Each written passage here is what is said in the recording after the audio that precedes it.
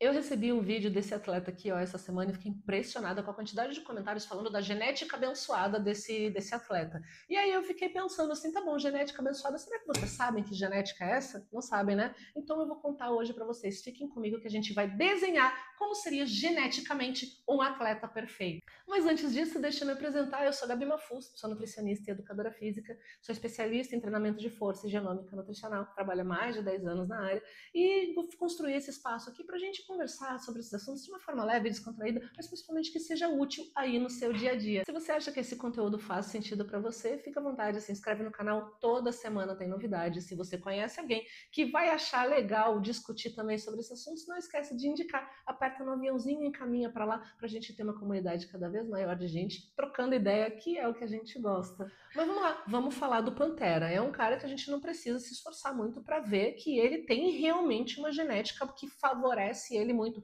tanto a ser forte como a ser musculoso, grande. Ele é um cara que tem grande volume. No vídeo você vê ele em comparação com o irmão dele, é assustador, né? Apesar do irmão dele também ser musculoso, é um cara que não tem tanto volume. O Pantera você vê que tem, né, aquela estrutura gigantesca.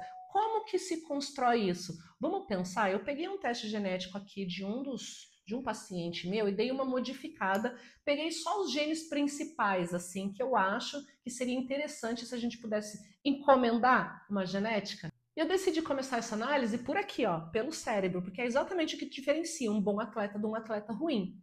É a capacidade que ele tem de suportar os esforços inerentes ao esporte. Dê uma olhadinha nos vídeos desse menino e vocês percebem que ele é uma pessoa bem tranquila, até o jeito de falar dele é muito easygoing, muito, né, assim, paz e amor. Ele parece realmente uma pessoa bem tranquila, o que é muito clássico da contilenta. Aqui, ó, catecol-ametiltransferase, a proteína que degrada os nossos neurotransmissores. Dopamina, noradrenalina. Quem tem a conte mais lenta degrada esses neurotransmissores mais devagar e, portanto, são pessoas que são menos ansiosas, que são mais tranquilas, que têm uma dopamina mais persistente, e, portanto, são mais motivadas. É uma galera que tolera, por exemplo, treino mais longo, que tem paciência para fazer repetição, para fazer longas séries. É uma galera que resiste mais à dor, tem menos sensibilidade à dor. Então, é um bom gene da gente ter esse polimorfismo nessa configuração. Os conte rápida, que são as pessoas mais impulsivas, também podem ser bons atletas, mas a gente tem que combinar, pensar, repensar as estratégias, porque nem tudo vai dar certo com quem tem esse grau de ansiedade. Depois disso vem o DBH, que é um outro polimorfismo, um outro gene que a gente observa muito para quem tem TDAH, que fala muito também da dopamina especificamente e fala dessa impulsividade. É muito bom para atleta que faz esporte coletivo, que é mais impulsivo, sabe, atleta de arrancada, é muito bom, mas também já foi visto que ele se regula muito pelo esporte individual. Mas eu diria que não, eu diria que ele tem uma baixa, tem um DBH-CT, que seria uma baixa impulsividade. É o que parece, pelo menos pelo que a gente vê das características dele.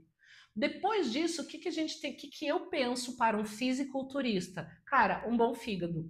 Vocês vão rir de mim, mas a gente precisa falar com honestidade. Um bom fígado. Fisiculturistas, eles usam muito estimulante, muito suplemento, muita medicação, muita coisa. Então a CYP, essa proteína que está lá no fígado, que degrada, que metaboliza todos os ativos que a gente consome, então tem a CYP1 a 2 que faz a cafeína, tem as outras CYPs que metabolizam medicamentos, precisa ser uma CYP boa, precisa ser um fígado bacana, que suporte tudo isso e metabolize rápido, inclusive, para ele poder não ficar sobrecarregado e não empilhar tantos esses problemas e ter menos colaterais. E falando em suplemento, deixa eu apresentar para vocês a minha parceira de longuíssima data, a Iron Labs, suplementos de excelente qualidade, formulações limpas, sem ingredientes desnecessários e com 15% de desconto em qualquer produto do site usando o meu cupom Gabi15. Vai lá e dá uma olhada porque eu tenho certeza que vocês vão adorar. Dá uma olhadinha a ele do lado do irmão dele. Vocês não percebem que nitidamente o irmão dele tem uma estrutura muito menor? O irmão dele tipicamente parece aquele cara que a gente chama de metabolismo acelerado. Tem isso, aquele cara que come, come, come e não engorda. Apesar de que eu vi os vídeos do Pantera e ele come horrores, e a gente vai falar de outros polimorfismos, aparentemente ele é um cara que ganha volume com mais facilidade, que acumula tecido com mais facilidade. Ou seja, ele tem um gasto energético que não é tão grande, aparentemente, não conheço ele, gente, quanto o irmão. É um cara que tem menos receptor beta-adrenérgico. Também aparece muito nesse jeito de calminho de ser, porque tem a ver com adrenalina, mas também com o gasto energético, gasta menos energia, então acumula mais tecido. Pode ser massa muscular, quando o cara está treinando bem, pode ser gordura, o que não é tão interessante quando a pessoa não treina. Aí falando em gasto energético, vamos falar em consumo, né? Esse é um cara que eu daria pelo menos aí uns 2 polimorfismos relacionados à obesidade, ou no FTO, ou no MC4R, ou na própria leptina. Por quê? Pela capacidade que ele tem de comer grandes quantidades de comida. A gente olha nos vídeos e vê, né, que os pratos deles são gigantescos. Pessoas que têm esses polimorfismos, apesar de ter uma facilidade maior de engordar, também têm capacidade maior de consumir essa dieta tão volumosa sem passar tão mal. Você vê que pessoas que não têm esses polimorfismos, ou no da leptina também, os caras sofrem, né, quando estão em bulking. Tem que bater comida no liquidificador. E ele aparentemente come com tranquilidade grandes volumes de comida. O que, já com o tamanho dele também, com esse volume corporal dele também, leva a crer que ele tem pelo menos 1 ou 2 aí, eu diria que ele tem, que no caso dele, ajudam, não atrapalham não. Mas se soltar a boca e largar o treino, olha, às vezes é rapidinho assim para engordar, viu? Cuidado. E aí vamos para a parte de treinamento então. O que um cara desse precisa para ser um bom atleta, né? Porque não é só o treino, é capacidade de ganhar massa muscular, é a articulação que suporta tudo isso, é a recuperação que tem que ser muito boa, os ossos que tem que ser fortes também para suportar tanto o peso dele quanto o peso das cargas. Então tem um monte de coisa que a gente tem que ver. E eu começo pensando não na parte muscular, mas na parte de recuperação, porque a gente só cresce na recuperação. Então o cara que tem uma boa recuperação, às vezes ele não precisa nem ter tanta capacidade de treinamento, mas ele recupera muito bem e evolui com mais facilidade dos outros. Então, TNF-alfa, IL-1, IL-6, todos esses genes relacionados aos mecanismos de inflamação, tem que ter uma combinação onde os inflamatórios são eficientes a contento, nem de mais e nem de menos, e os anti-inflamatórios trabalhem muito bem, eles sejam mais expressos. Depois disso, parte muscular, obviamente. A quitina, gente, a CTN3, o gene mais estudado dos atletas, quem tem esse polimorfismo, os atletas de alta performance que foram testados até hoje de vários esportes, grande parte deles tem esse polimorfismo, que faz com que a gente tenha mais eficiência de contração muscular, mais actina, mais força, mais potência, mais resistência, melhor recuperação, menor índice de lesão. Com certeza esse é um gene que eu daria para qualquer bom atleta. Eu imagino que esse menino tenha.